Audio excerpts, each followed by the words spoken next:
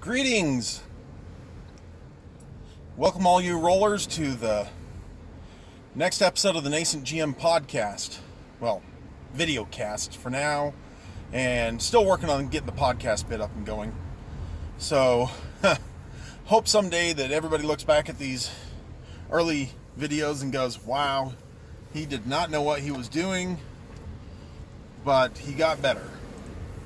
So, I am Mason Emerson, the Nascent GM, and this is a video set that will lead into a podcast eventually, like I said, that will cover it's going to cover introductory game mastering, not just at the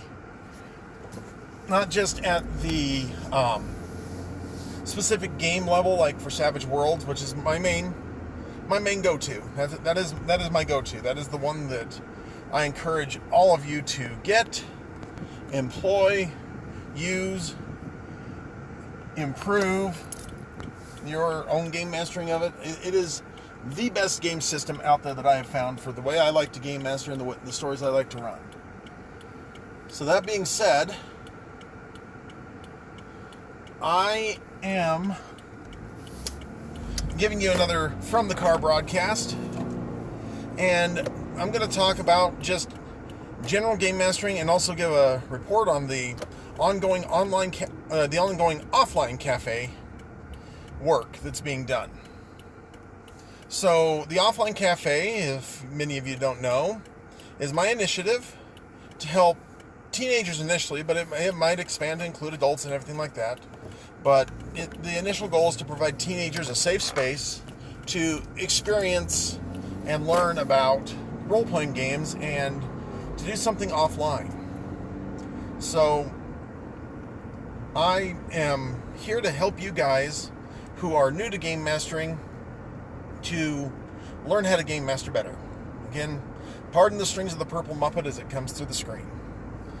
I guess I should just take it down while I'm recording. Oh man. Anyway, it's a purple lei from Hawaii. My favorite Hawaiian adopted daughter gave it to me. So if you see this, Lele, or Lelen, sorry, love you. You're awesome. Anyway, so this is my. Actually, yeah, well, I'll just keep going. Anyway, she can get mad at me later. Anyway, this is just going to be the first of the real actual getting into the meat of the game mastering things. Now, what is... Well, actually, maybe we should start with, since this is for new GMs, like I was myself a year ago, what is game mastering, really? And it's what I do with the Offline Cafe right now. I am the lead game master for the cafe, and that will be changing as time goes on and as I start getting my trained game masters into actually running their own games. Because part of the goal here is to have teens game mastering for teens.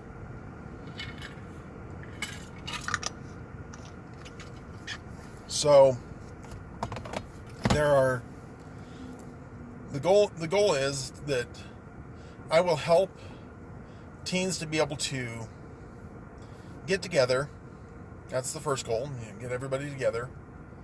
And second, to have the tools and techniques to be able to run the game mastering that is necessary to be able to make it so they can have a little bit of fun. And have the same kind of fun that I had when I was in my teenage years. I started gaming when I was about 13, or 11, or 12, 13, somewhere in there. I actually really started with the time travel choose your own adventure books. I didn't even get the regular choose your own adventure ones. I did the time traveler ones. Those were cool, going back in time and seeing dinosaurs. Actually, my 72-hour kit when I was a kid had... Whoa. Okay. Yeah, you don't want to run into anybody's back end here. Anyway. my game mastering, though, what's that song? Anyway, it really didn't start until last year. And so the first thing that I did was, as I listened to all these podcasts and everything, I learned a lot about the idea of I like what one of the recent GMs I listened to, actually, what he said. And he said, be passionate about it. Find a story, a world, a idea that you are passionate about. Something that you can share and give the greatest value of your passion to your players. So that means you're going to need to get some good resources to give yourself that background. You're going to need to read. You're going to need to watch some movies. You're going to need to play some other people's games. That's part of the learning process. You need to find that world that just tickles your fancy. For me, I won't say too much on it right now, but that's psionics. I think psionics is one of the coolest ideas, and I've always been a sucker for it in all of my science fiction, and I partially blame that on William Sleator. So those of you who know William Sleator, if you've ever read Into the Dream or anything like that, you'll know that it is a really, really intense book, and in 127 pages, as the current pressing of it goes from Penguin Press, William Sleator's Into the Dream is possibly one of the best books on psionics. That means ESP, telekinesis, psychokinesis. In any way you want to skin it, that's what it's all about. It is about that idea that the human mind has the potential to be able to grow and change, and through force of will and mental power to get things done. So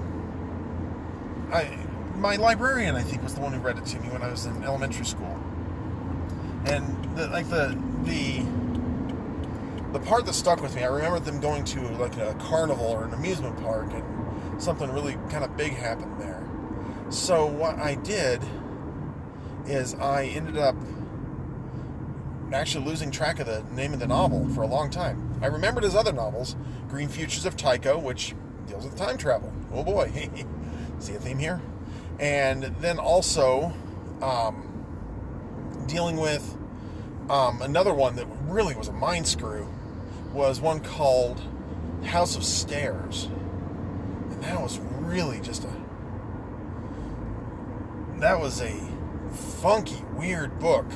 And, especially for a preteen to read. That's the really rotten part about it, is that I was probably 10 when I read House of Stairs. It came out in the 70s, so it was available at our bookmobile. And it dealt with Pavlovian programming of teenagers in a dystopian future. So Sleator really did make a lot of impact on me. And I'd forgotten that Into the Dream was one of his. And on the other side of this life, I give you my thanks, Mr. Sleator. Thank you so much for what you gave me. He's now passed on. He passed on a couple years ago. But what I did do is I did have that idea of psionics sink into me. I read X-Men pretty well religiously. And I always tried to play some sort of a psionicist whenever I played superheroes or anything like that. And it's now leading to the current project that I'm working on. If you hadn't guessed, it's got something to do with psionics. Now, am I as passionate about, say, fantasy? Not as much per se. Although I did study Tolkien for 2 semesters in college. That's one of my claims to fame, is that I got to even help set up the course for the second semester of that. And Mr. Fulmer, you see this video, thank you very much. It changed my life, and I really had a lot of fun doing both those semesters. Two of the best semesters of eminent authors that I think UVSC at the time, now UVU, ever produced. Their English department really is good. So, I know my Tolkien. I know quite a bit about Tolkien. And I think that my knowing Tolkien helps a lot, because that's one of the things that maybe, I can't even remember where I read the theory, but the theory is that actually it was Tolkien who created role-playing games. You may ask how, and the short answer is that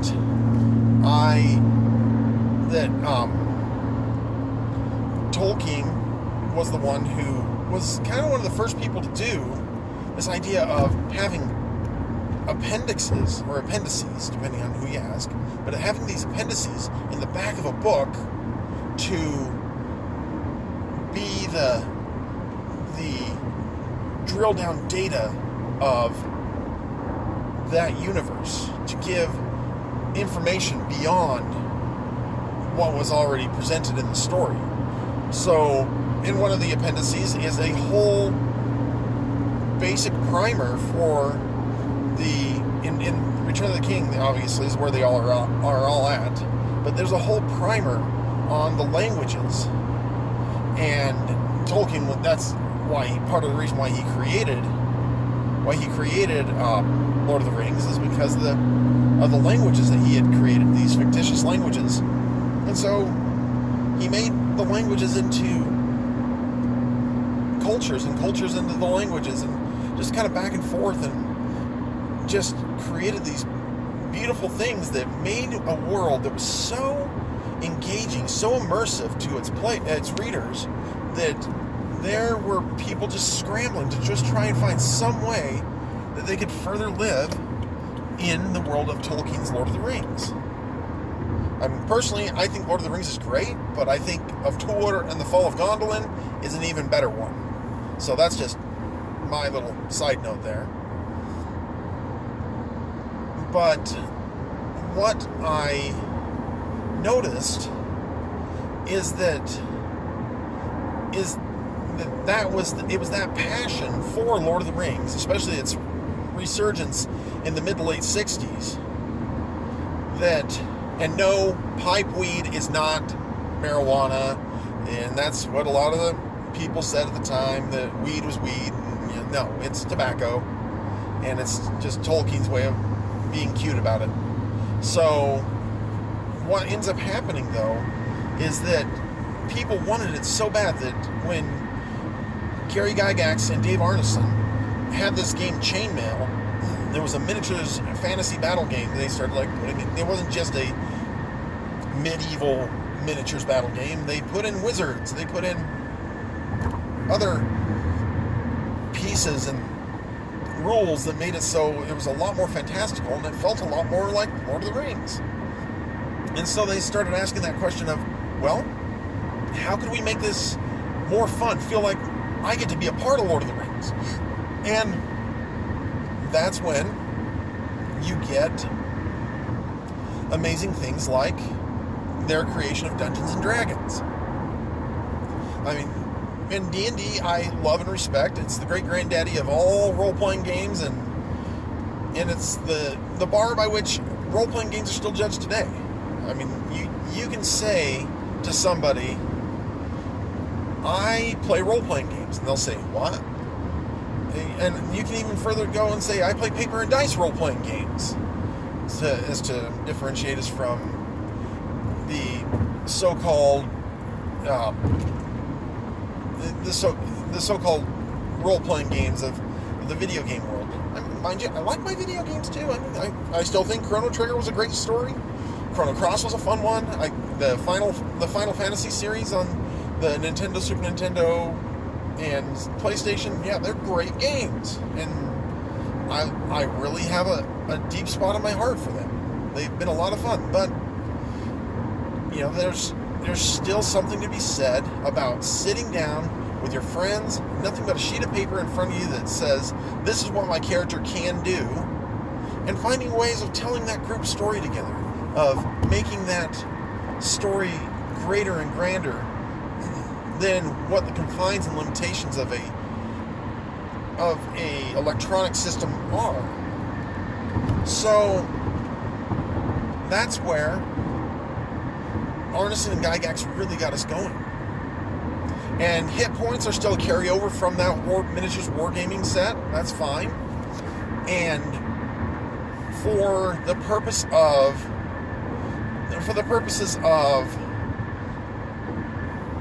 the idea of, I don't know, the purposes of Dungeons and Dragons does a great job. It has just an absolute great and wonderful setup that allows for players to enjoy that world that Gygax and Arneson got started and other people have developed into, and it's great. It works well for sword and sorcery and high fantasy and all that kind of stuff. I really love and appreciate it. However, as one of the game masters on one of the other podcasts pointed out, D&D with its attrition-based hit point system, which true, I will acknowledge that yes, the hit points are not necessarily your wounds, your health, your that kind of stuff. No, hit points are definitely including that idea of how awesome you are. I mean, if you were to put James Bond into the Dungeons and Dragons D20 type system, the modern D20 system, he'd have like 2,000 hit points, and that would represent the idea that he's that cool and that awesome, and he can get shot at and take hit points of damage but not die. I've had a friend make a pretty darn good argument for that. However, it still does not sufficiently address what to do with firearms. Something that can kill you with one shot. I mean, you basically have, if James Bond gets hit by a bullet and gets brought down to near death, that's going to be, 2,000 hit points of damage in one quick moment. I mean, how do you work that in mechanically? And so that's leads me to another problem. Speaking of mechanics, another problem that is present in a D20 type system, as D&D has become, and Pathfinder and multiple other systems out there like that, is that there is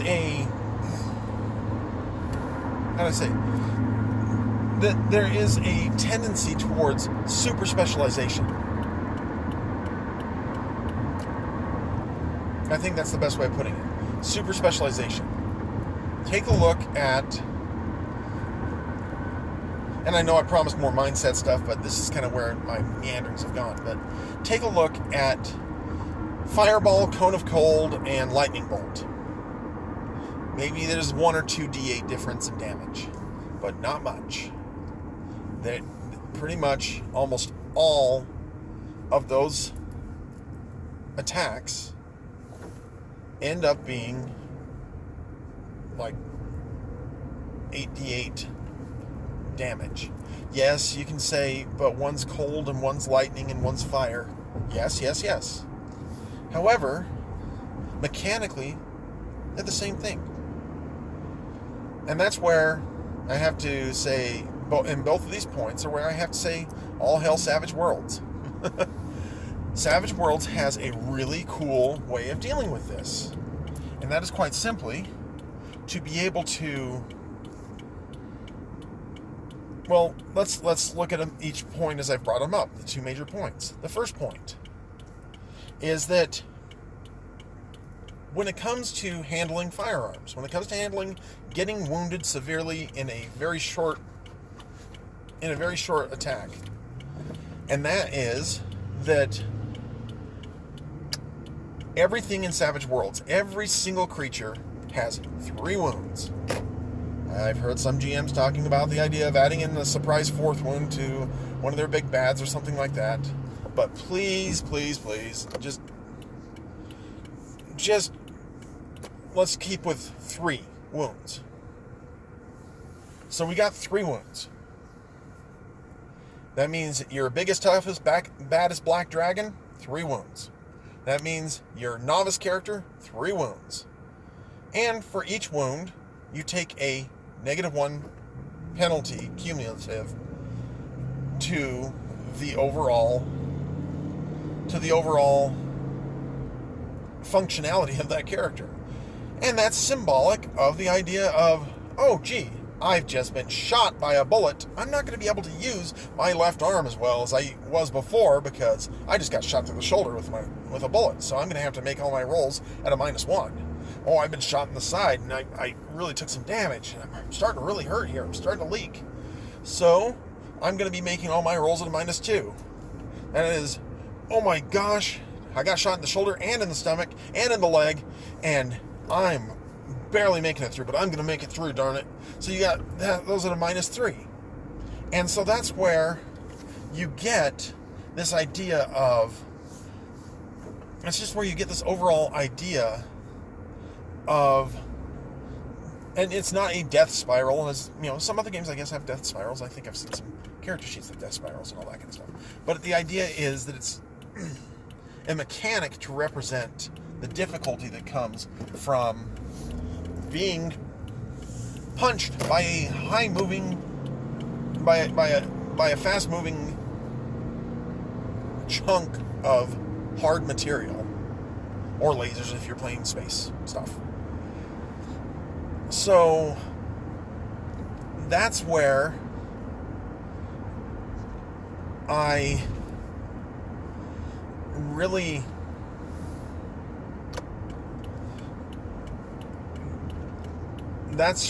where I love what Savage Worlds has done.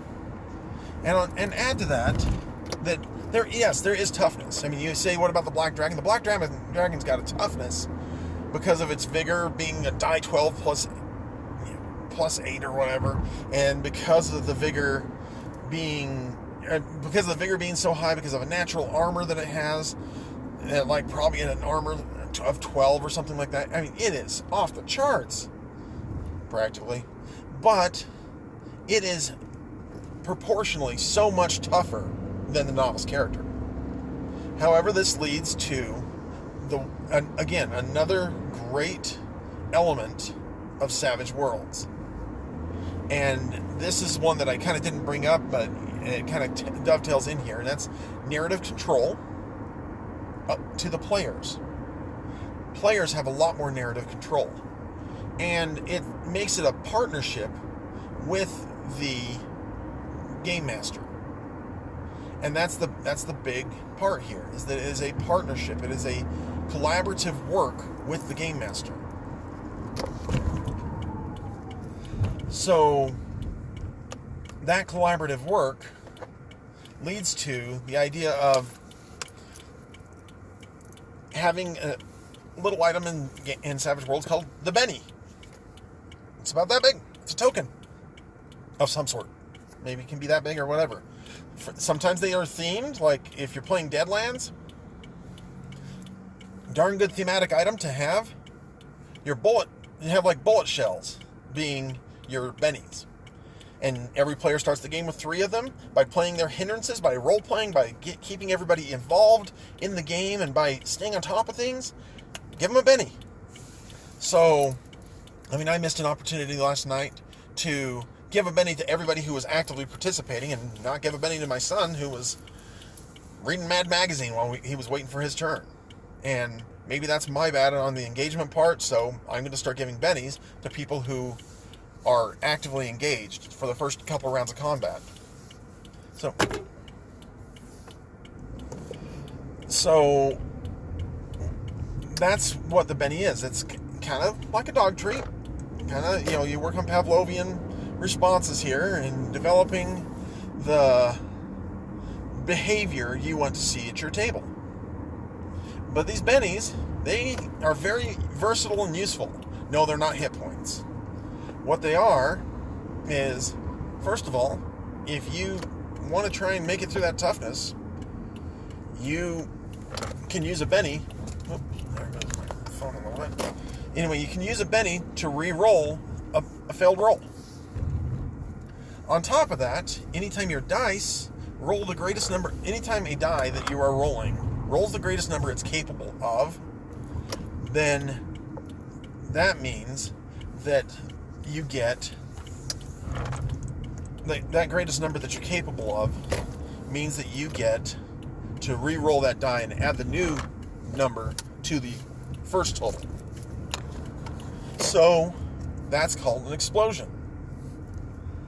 And I'm at my destination, so I'm going to just quickly sum this up. So because of bennies, because of exploding dice, you can, as a novice character, one-shot a black dragon. Not very probable, but potentially. And then the other part is that you want to, going back to the point I was bringing up about the different types of damage. Yeah. The difference between cold, fire, and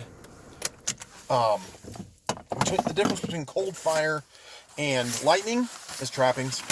And I'm gonna do a whole piece on each of those pieces that I just mentioned. So hold on, I'll talk to y'all soon.